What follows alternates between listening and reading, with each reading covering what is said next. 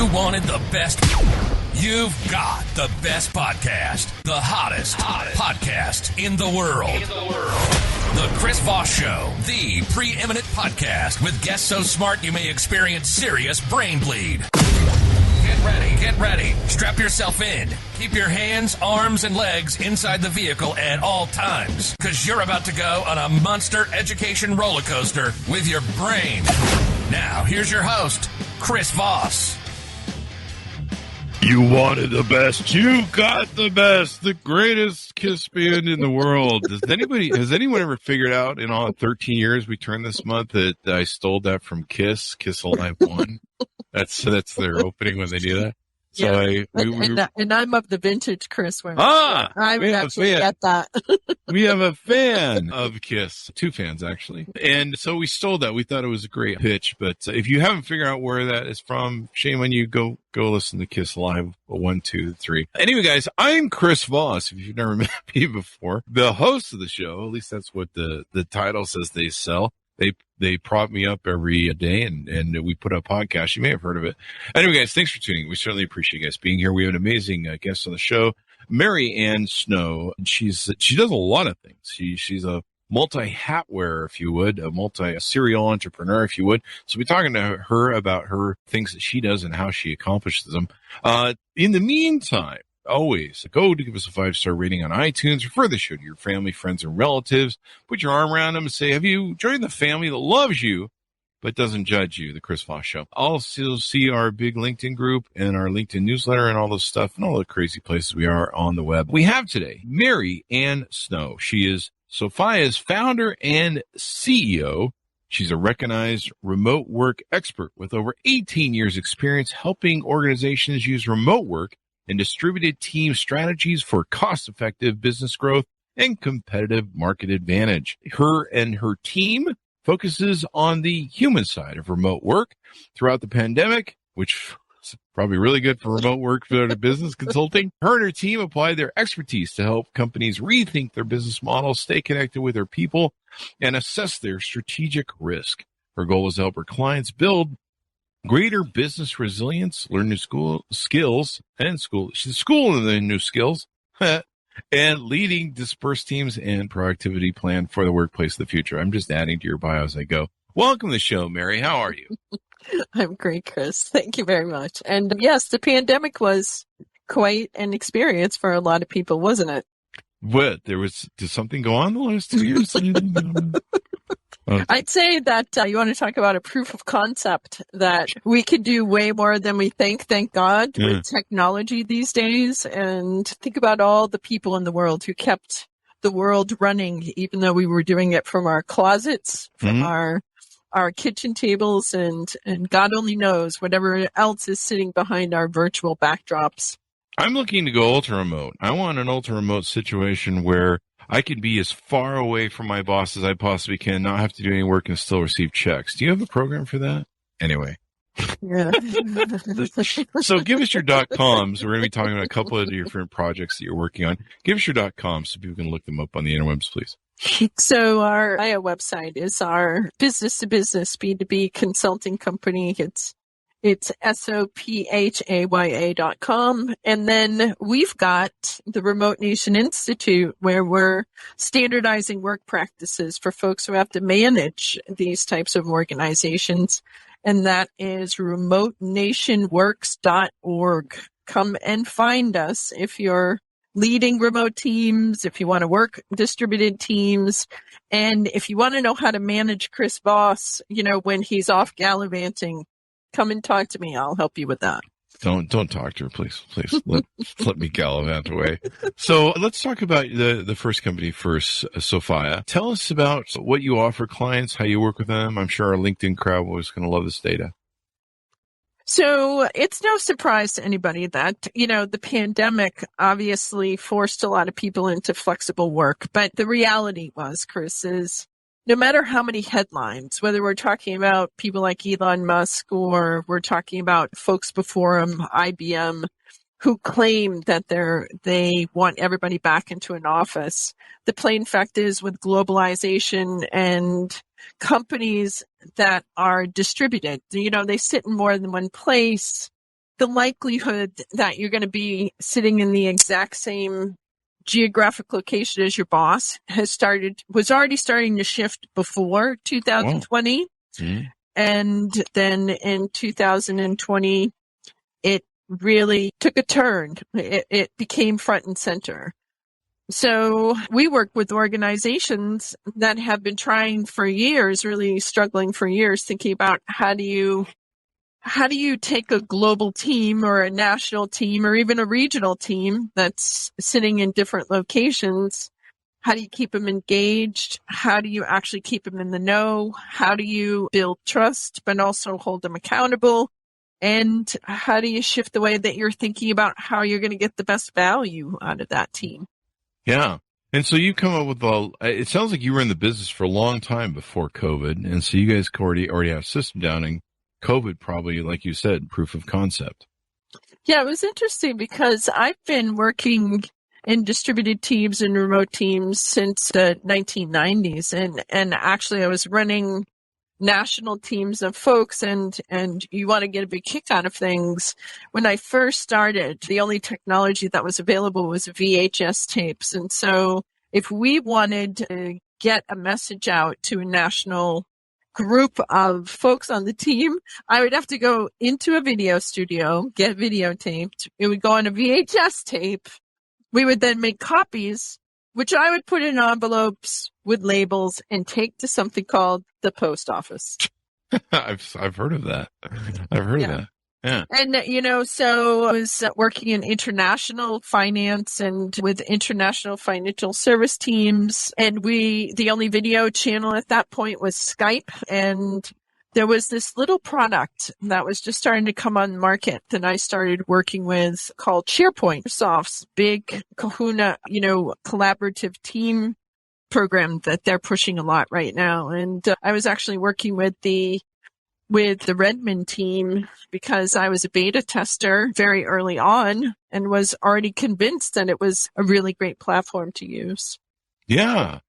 And so on your company's webpage, you guys offer what you call the Sophaya method, 4-step process. Talk to us about that and how you help companies, implement and do stuff. Yeah, so I ironically in 2020 and 21 literally wrote the book. It's coming out on September 13th called Remote Work Handbook.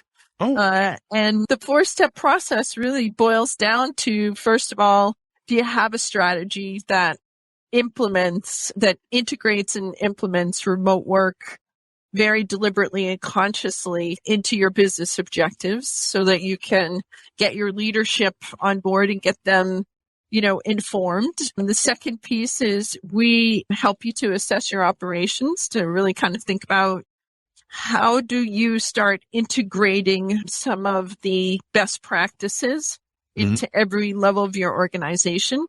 The third piece is your talent management cycle. Once you have it built into operations and you're bringing people in, what does that look like? What does an interview look like when you never meet that person in person? Mm-hmm. What does that integration process? How do you get them connected to your culture? So we help companies really kind of think about that piece. And then we help them by teaching them the business skills, both at the leadership level and the employee level so that people know how to do it and do it effectively. That's awesome. I mean, it's a good drop-in plan where people can learn everything, how to get from A to Z. I know you have some different partners that you use on your website too for helping design remote work, and it's good to have different kits, I guess. Yeah, and it's, we work with all sorts of really kind of, because people always say to me, not everybody can do remote work. And I kind of chuckle because, even if you own a retail store that has a brick and mortar presence and you sell things over the counter, if you talk to vendors online, if you have, connections with people that you are doing via phone or, you do emails with people or you send them letters, whatever it is, you are actually engaging in some form of remote work.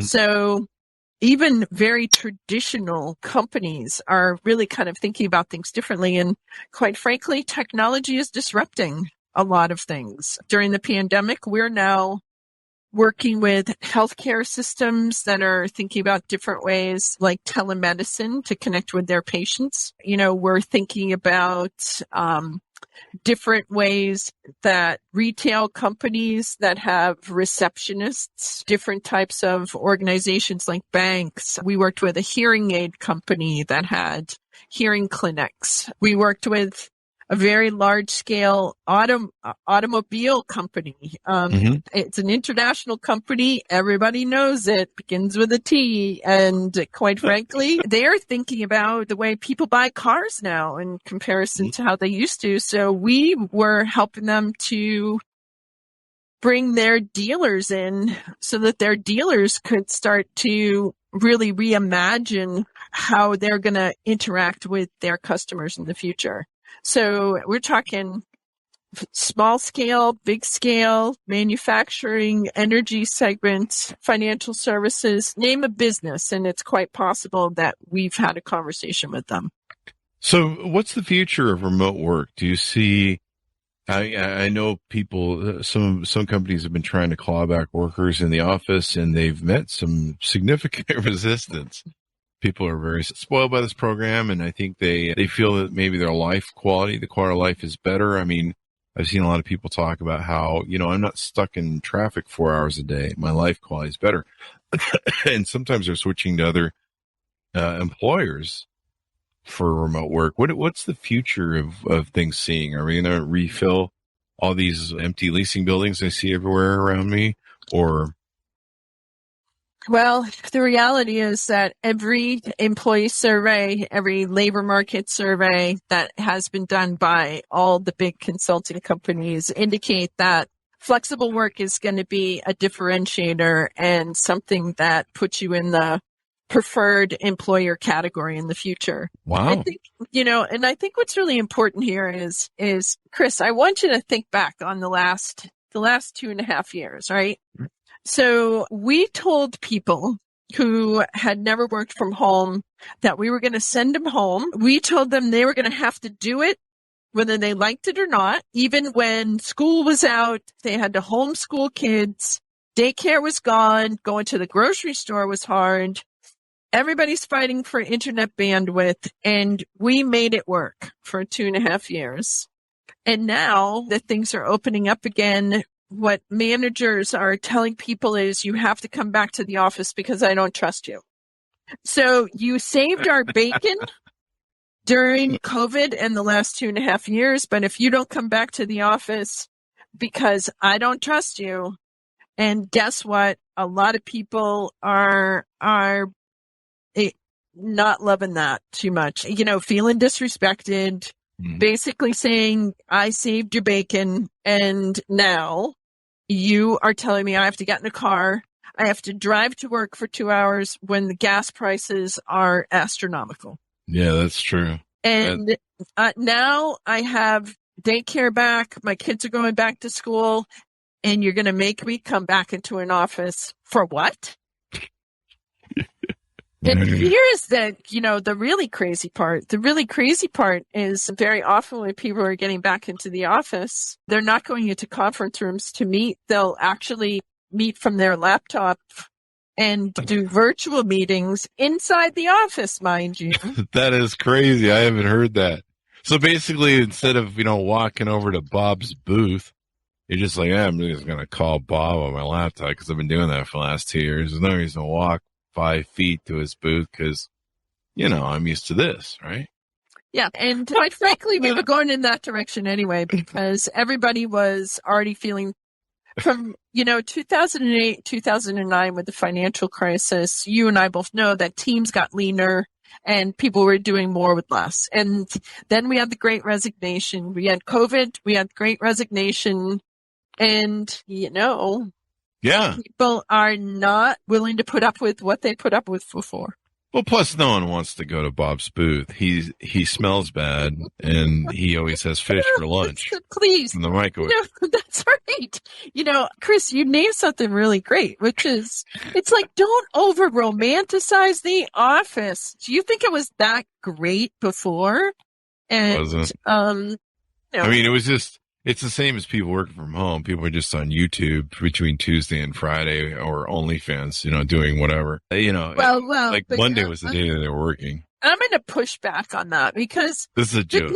The people who were working in your office are working out of your office. The people who weren't working in your office are not working outside of your office. So there were always slackers. Yeah. Slackers existed in the office. All right. So I'll give you they're working Monday to Tuesday, and the rest of the time they were on YouTube. I don't know. That's a joke. This is what we do on the show. We bring levity. Or is levity there? I don't know. Comedy. We try and read comedy. We call it comedy, but it isn't funny. Anyway, so have we plumbed enough about Sophia? Should we move to the next company, or Remote anything more we left off?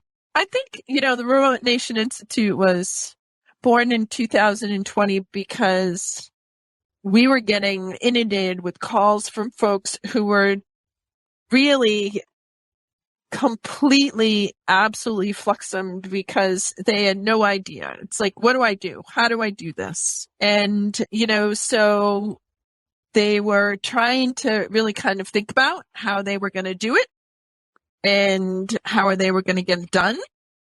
And they struggled. And so Remote Nation Institute was conceived in pretty much overnight. And in that time frame, what we did was we started. I think we lost your audio. Mary?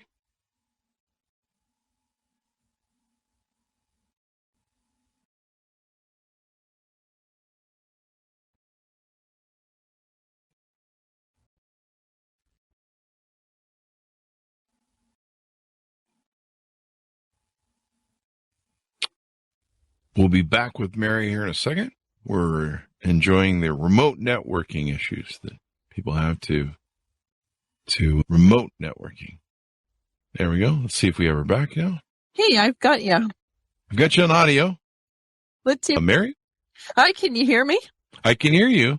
I can hear you. I just, for whatever reason, my cam has decided to call it a day, huh? To call it a day. But. Well, the podcast is all audio. We can just finish off doing the audio. That sounds great. There you go. So you were starting to tell us about Remote Nation Institute. The Remote Nation Institute got started because in early 2020, we were getting inundated with calls from folks who were struggling, right? It just hit everybody really hard. And we had expertise that was really important to share. So we stood up the Remote Nation Institute in about 2 weeks, and throughout 2020 into 2021, we did pro bono webinars and consulting with every company that came to us that had questions, because we knew that the world was really, really struggling, and we felt an obligation to make sure that if we had concrete practical tips that we could give people, that we would do that and help wherever we could. Mm-hmm. So that's really good. And so you've got courses on the site and stuff? We've got courses. We have self-paced courses, e-learning courses. We do a professional certificate program that we've made available to people so that they can learn a standardized set of business skill practices specifically related. We do executive coaching. We do planning with our clients. But the other thing that we do is we do lots and lots of webinars and conversations like this, Chris, where we get out in front of folks and let folks know that this is not only a viable alternative, but quite frankly is something that is a big business differentiator and a competitive advantage for folks who are very deliberate in how they are applying it. Awesome sauce. What's some of the courses that you cover there that are on there? If you want to just give us a sampling. Sure. First of all, let's get practical, right? Running a meeting. Mm-hmm. And running a meeting in lots of different forms these days, because not everybody's in the room. So you might be doing an in-person meeting, but you might be doing a hybrid meeting with some people in the room, some people out of the room. Or you might be doing an all virtual meeting. And how do you keep people engaged? To your point, how do you use humor effectively? How do you get people to participate? How do you take care of things? Managing interpersonal communications, multi-channel interpersonal communications. And how do you build trust and how do you overcome misunderstandings with your remote teams? How do you engage people? There's lots and lots, endless topics. It's, people are messy, and anytime that you have to interact with people, we can help you think about how to do that in this construct. Yeah. I think a rule that we should probably make, I've had this theory going on in my head, is that when we do Zoom calls, everyone should be naked. Now, there shouldn't be anything showing, but everyone should just be naked. Does that sound like a good idea or a bad idea? Well, I had a breastfeeding mom coming into my calls. Mm-hmm. And, we can only see her from the neck down. So there you go. There you go. I mean, it's all about what you can see. I mean, what about Jeffrey Tubin? No, I've seen it. No, I'm just kidding. We don't want to get into that subject. But no, it's good that there's... Hey, remember when you're... Remember when you're... Here, let me write this down. Note to self: don't be Jeffrey Tubin on a Zoom call. That joke will never go. I'll be riding that joke horse and callback till I die. And he got his job back too. So I mean, maybe if you want a promotion, that's the thing to do. I don't know. Don't do that, folks. Don't do that. These are jokes. We do jokes. So Mary, you've got a lot of great data and information on there, and so companies can use this, and then they can hire you and basically say, hey, to their folks, go through these videos, go through these trainings, and whatever you're struggling with or whatever you need to do, you can find this as a resource. Is that correct? Absolutely. Absolutely. We're here to help, and we're here to give people an advantage because, quite frankly, the world changes all the time. And when the world changes, there's opportunities lost, but there's opportunities gained. So it's the folks who are the early adopters that are going to get that first mover advantage. So we're helping them do that.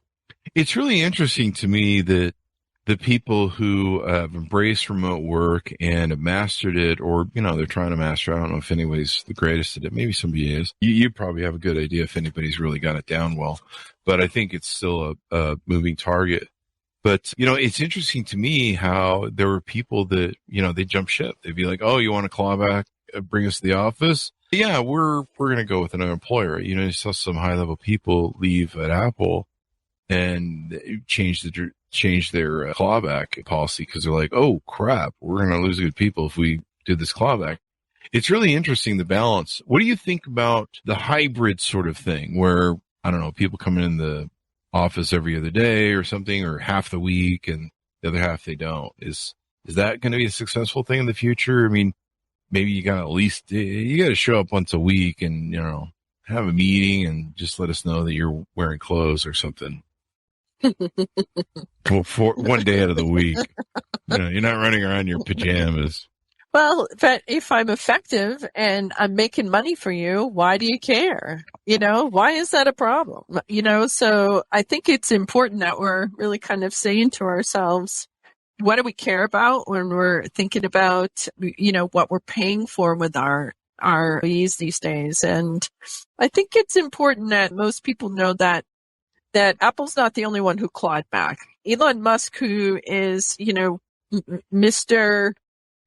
Get eyeballs on social media, made a big exclamation and a big proclamation that had to be clawed back as well. He's already clawed back on it. And, he's not the only one. And the reason why is because, in the end, if you are dependent on your team and your team tells you that they can't work in the work environment that you're setting up for them, then why is it so important that people be physically present if they have the setup to be able to very productively get their work done?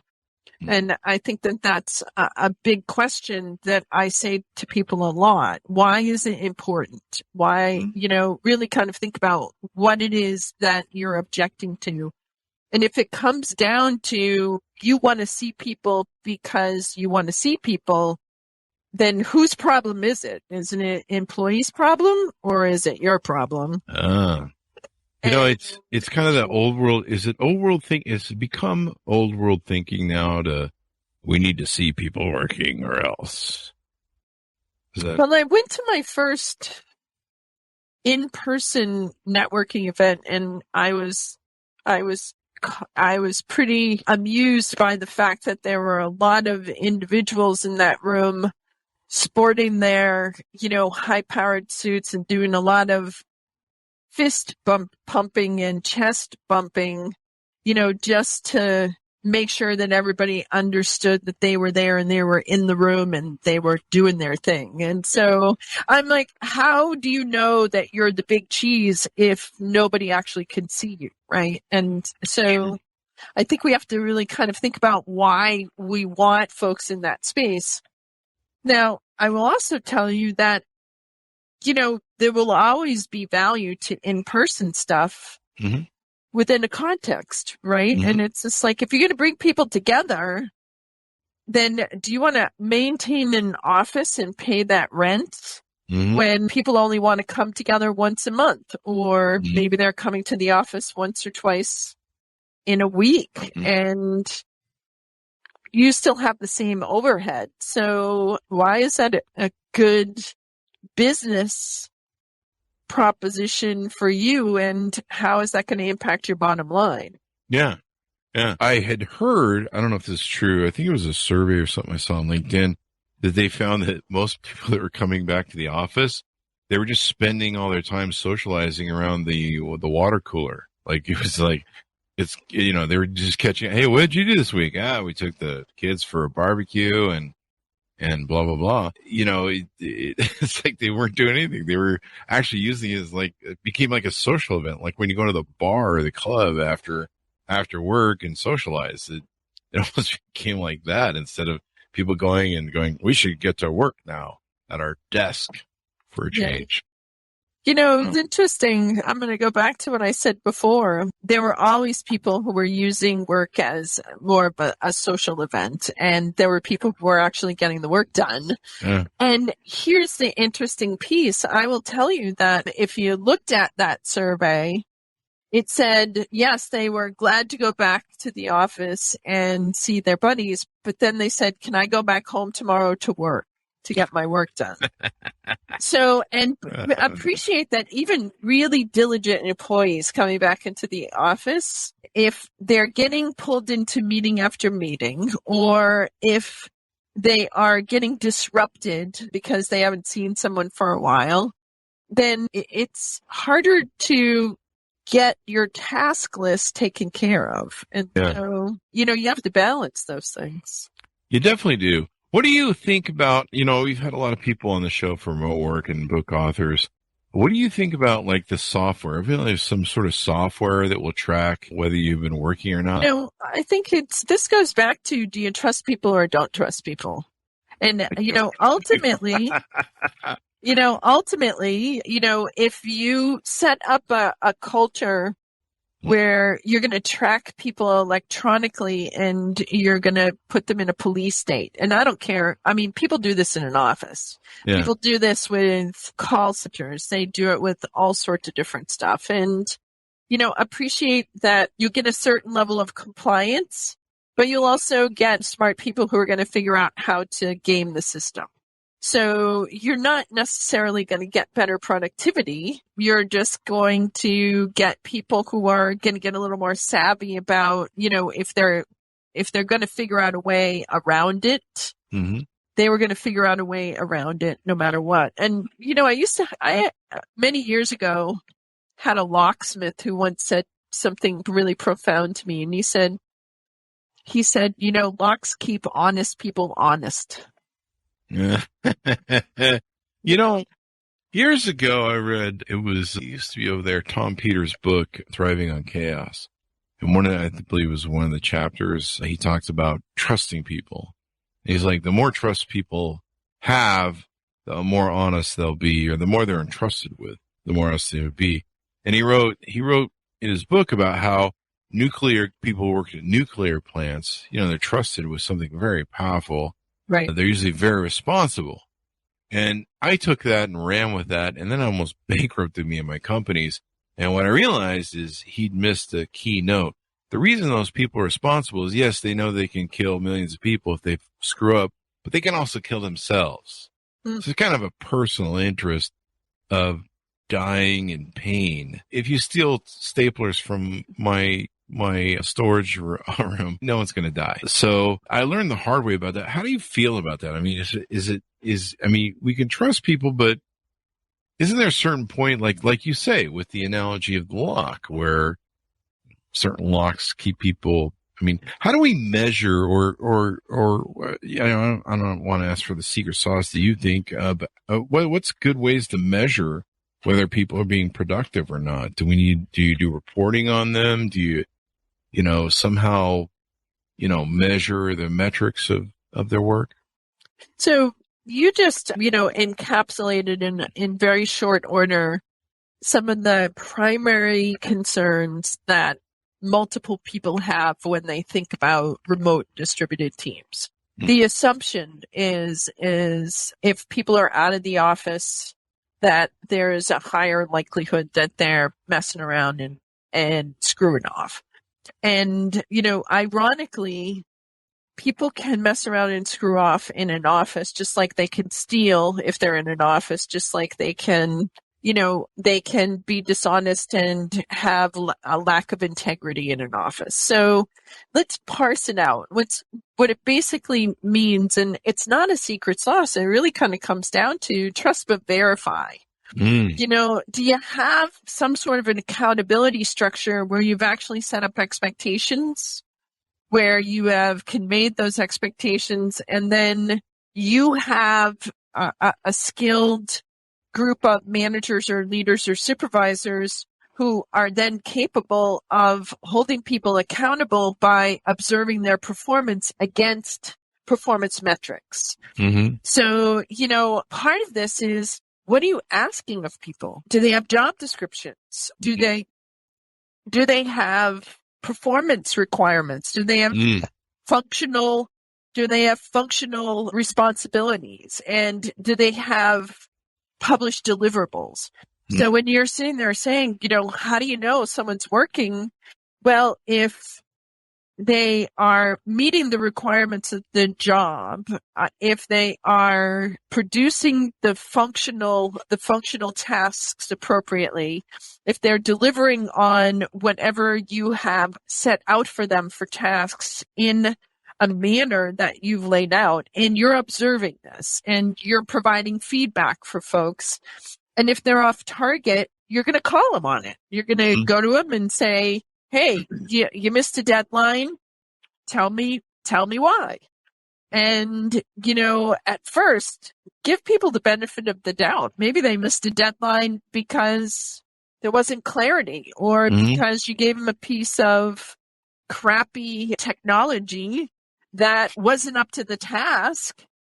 And then you set up a security system that was so tough that they couldn't actually execute in the time frame because you didn't have the infrastructure for them to do so. Or maybe they just needed to get a refresher on the tool you're asking them to use. So maybe it's a training problem. So identify what the issue is that's preventing them. And if they're just slacking, then, make sure that they understand the consequences of continued inappropriate behavior. And if they, can't make the grade, cut them loose. Cut them loose. That's my favorite part of the whole thing. But cut them loose when you've given them the best chance to be successful. Wait, you have to give them a chance too? They're up for success. Oh, but setting them up for failure is much more funner. And the drama stuff is, note to self, stop sabotaging employees and set them up for success. Evidently, it's better, but less fun. All right, there we go. I just got, I'll make some changes tomorrow. Maybe. I don't know. I might not. I don't know. I like the entertainment value of it. Anyway, I'm sadistic. Clearly, we know that. Or masochist, one of the two. So what have we touched on about your business, what you do and how you do it, and what do we need to make sure we get in the can here? I think probably the biggest thing is, like it or not, the pandemic has really changed a lot of consumers' behavior and has introduced unbelievable amounts of cost-effective technology to the market that is going to have lots and lots of impact days to come.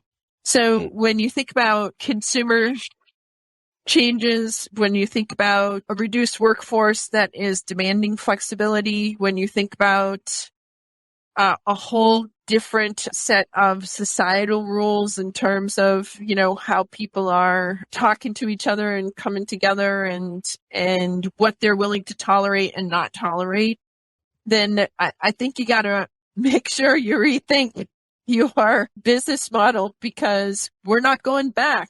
The good old days are the good old days, and it's going to be the people who think about the opportunities in the moment, like Chris Voss, who's capitalizing in the podcast world right at this point in time.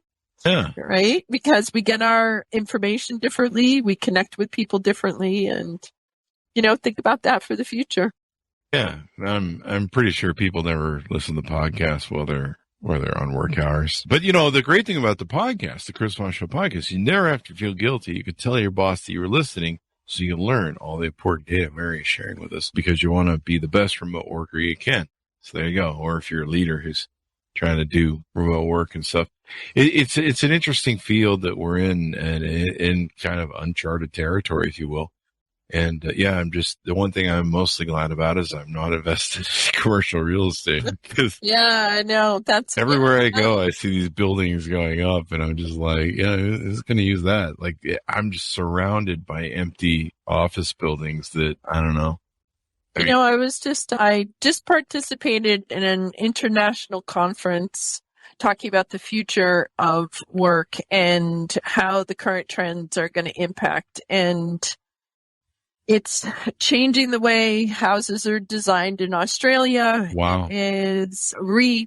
People in Europe are rethinking the use of public spaces, because with more people working at home, how do they come together? What does a city center look like when you don't go to an office every day? That's true. There's no downtown sort of, it really affects downtown. Here in Utah, decades ago, that's how old I am, at least a decade or two, or 3 or 4 or 5. But here in Utah, we had, a thriving downtown, and we were going to have the Olympics come to the state. People are like, holy crap, he is old. And you're right. And so they literally shut down the downtown. They're rebuilding the whole freeway that would be the heart center going, it's the bloodline or whatever, going down to the heart of the city. And so people had to learn to use back roads and side roads for I think 2 years this went on. And it literally killed the downtown. It killed the bars, the clubs, offices had to, it was a nightmare. Yeah. But by teaching a new pattern to people, and it's interesting how people adopt with their patterns. If you teach them a new pattern, it's really hard to go back to the old one. And so more people went to clubs or bars that were in the suburbs. And, it basically everything that used to be, the whole city used to revolve around downtown. And so all of a sudden it became, okay, well, no, and we need offices out in the suburbs, and, it became more spread out. It was really interesting to see the dynamic, because when the downtown came back, it still was bankrupt and dead, because people were just like, we learned a new place to go, so we're not going there anymore. It was really interesting how that worked, and like how the downtown's affected, because if people aren't showing up to work, it affects the restaurants there, the bars, the clubs. it affects everything in downtown. And then there were a lot of people who lived in downtown. So, condominiums and stuff like that, et cetera, et cetera. So there you go. It's really interesting. It's been an interesting conversation to have about this. Anything more we want to touch on before we go out?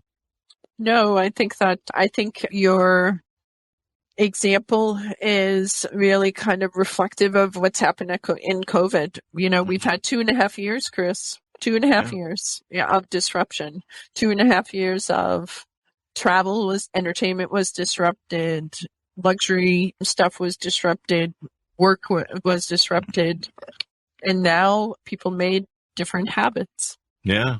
And it's going to be hard to get them to go back. I think the sooner companies realize that, the better. I mean, even like hybrid and stuff. But I think gas, I know, is coming down. I heard the consumer prices for goods or consumer wholesale prices for goods is coming down. The supply chain is caught up. Things hopefully will be coming a little bit normalized. We still have a war in Europe, but we wish that thing would get rounded up. Kidding. But yes, to my Ukrainian friends, I say. Yeah. I heartily agree with you. And it's so sad to watch people who you can see them going through everyday lives, which were normal like ours, and they're now upended and they're in a war zone.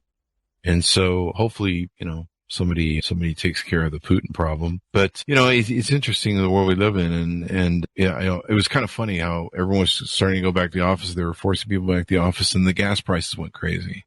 Yeah. And, companies had to go, well, crap, they're spending half their day of what they would make per hour paying for gas in their car. It's really been a bad 2 years.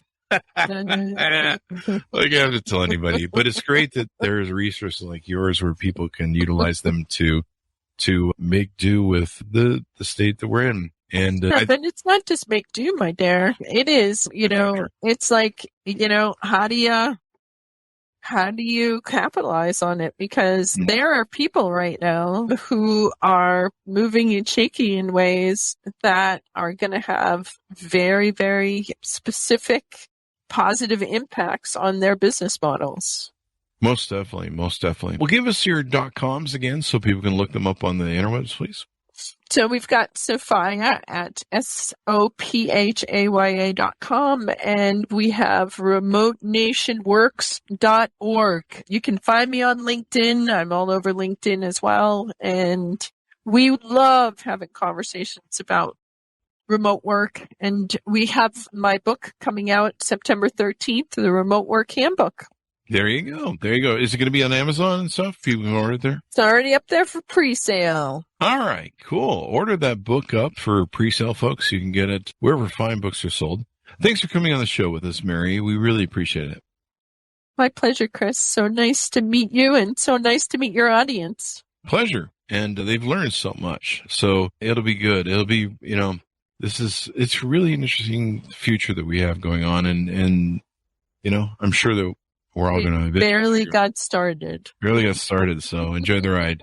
Thanks for tuning in, my audience. Be sure to go to youtube.com/Chris Voss, see our big LinkedIn group and our LinkedIn newsletter, all the stuff we do on the Chris Voss Show.